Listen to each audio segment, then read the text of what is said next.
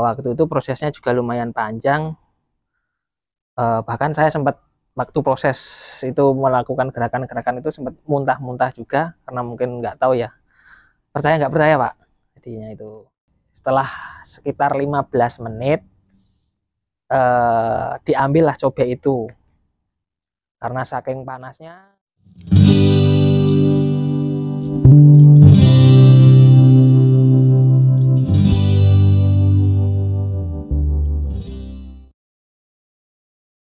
Selamat malam teman-teman. Untuk malam hari ini kita ditemani oleh Mas Randy ya. Di mana dalam kesempatan ini nantinya Mas Randy akan menceritakan pengalamannya yang unik pada kita semua, yang berbau misteri mungkin ya. Oke, kita mulai saja. Selamat malam Mas Randy. Selamat malam. Ya, mungkin bisa diceritakan pengalaman apa yang pernah Mas Randy alami untuk disampaikan kepada teman-teman. Mungkin pengalaman saya ini dibilang percaya nggak percaya ya teman-teman semua. Jadi pengalaman dari mengambil batu akik di sebuah tanah. Mengambil batu akik Mas Randy, jadinya semacam pusaka begitu. Ya mungkin bisa dibilang seperti itu Pak. Oh ya, monggo dilanjut Mas Randy. Jadi dulu waktu itu sekitar saya waktu itu masih SMA. Jadi lokasinya di sekitar situ Pak, proses pengambilannya itu. Jadi waktu itu teman-teman sedang acara pemuda-pemudi kumpul-kumpul bikin api unggun. Nah, proses pengambilannya di situ. Ini dulu masih lapangan voli, belum seperti ini. Oh, untuk kronologis kejadiannya apa, menggunakan semacam media atau apa begitu Mas Randy? Ya, jadi ceritanya dari awal itu om saya itu dimintai tolong di Jakarta itu ada sebuah rumah yang penghuninya sering diganggu bersama makhluk yang tidak terlihat. Nah, terus om saya ke Jakarta, entah di sana kurang paham melakukan apa, terus pulang dari Jakarta itu membawa tanah sekitar segenggam lah dari Jakarta. Nah, terus waktu ada acara itu tiba-tiba om saya mengeluarkan tanah itu terus untuk ya awal mulanya saya disuruh ngecek tanah itu apakah ada batu atau apa yang keras tidak bisa dihancurkan. Kalau misalnya ada, tanah itu dibuang yang keras itu. Jadi ditaruh di dalam sebuah wadah kayak cobek.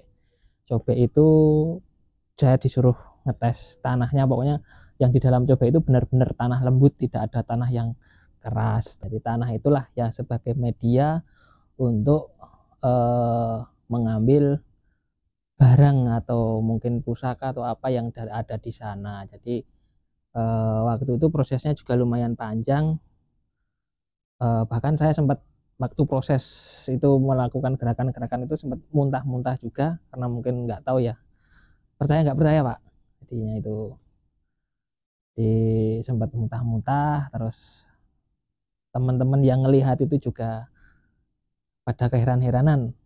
Nah, di sana itu Pak dulu Pak, nah, sekitar situ. Monggo kita mau Oh ya, ke ya. sana.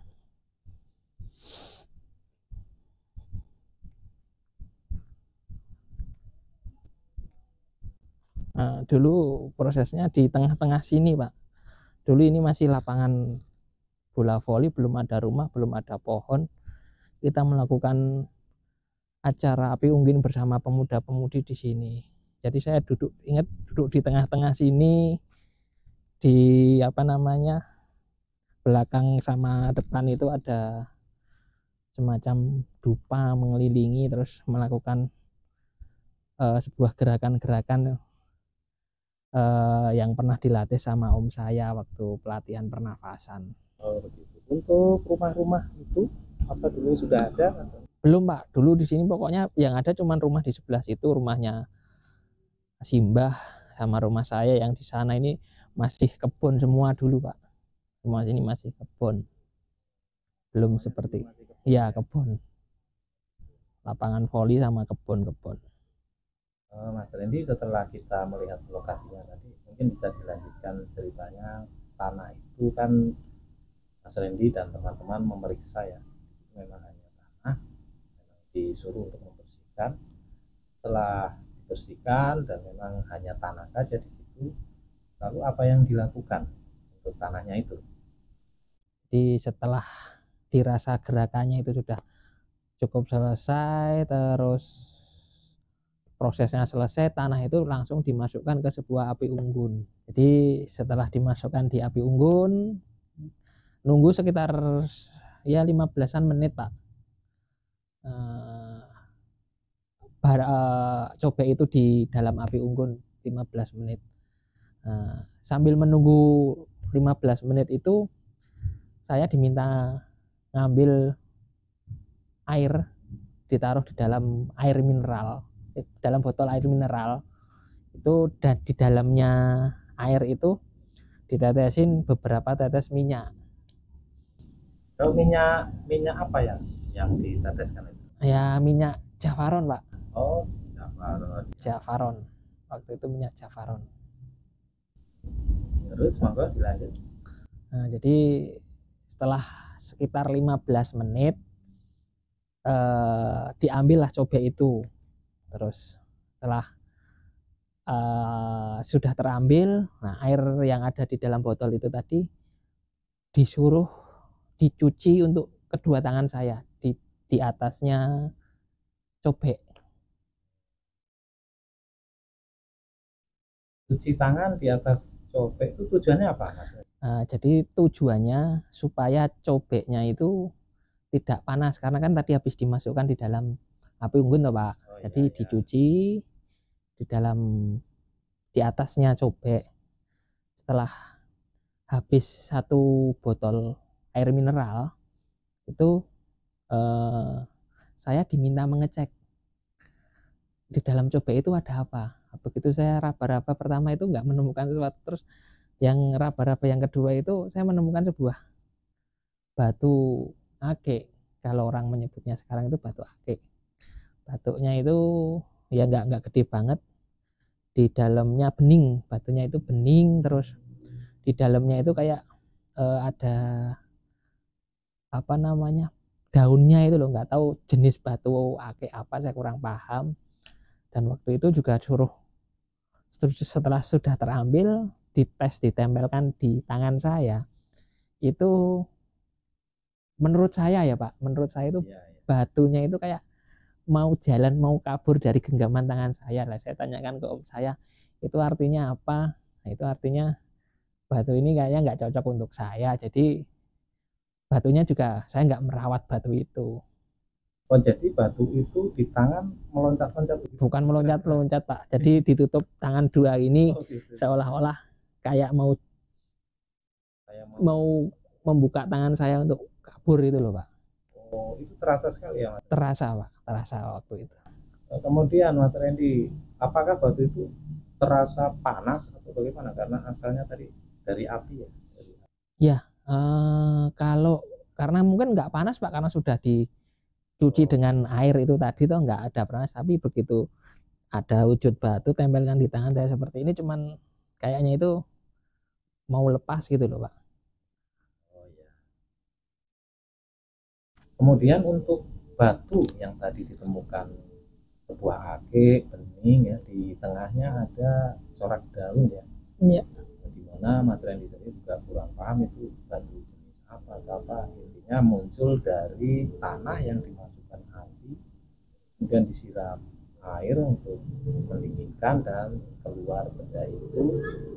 Mohon maaf ini tanya, Mas Randy tahu fungsinya atau pernah diberitahu oleh omnya fungsinya apa? Oh iya, untuk fungsinya, tapi sebelumnya mohon maaf ya teman-teman, jadi percaya nggak percaya, saya juga kurang tahu, tapi sempat diberitahu sama om saya. Sekali lagi ini mohon maaf, percaya nggak percaya. Jadi tuah dari batu itu adalah, kata om saya, itu untuk pengelarisan dan pengasihan.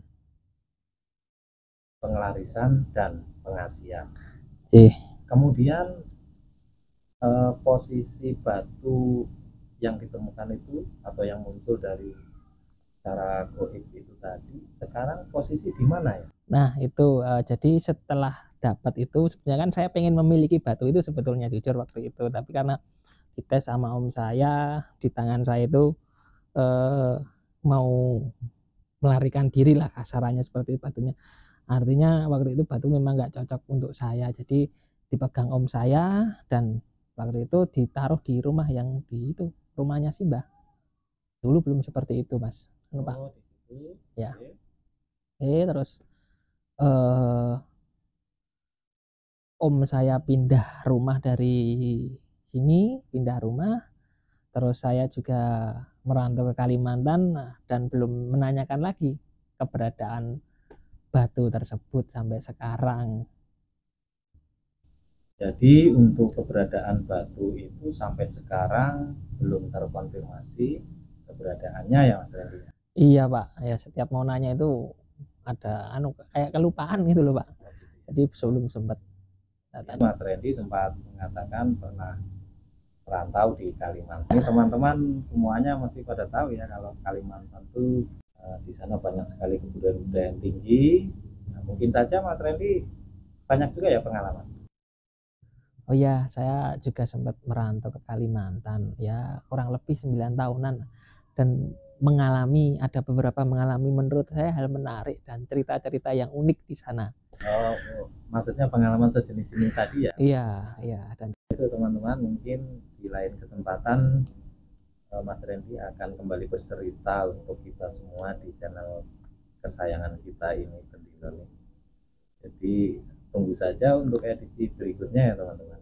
Dan saya persilakan teman-teman untuk berkomentar di kolom komentar bagaimana pendapat teman-teman, bisa memberi masukan kepada channel ini.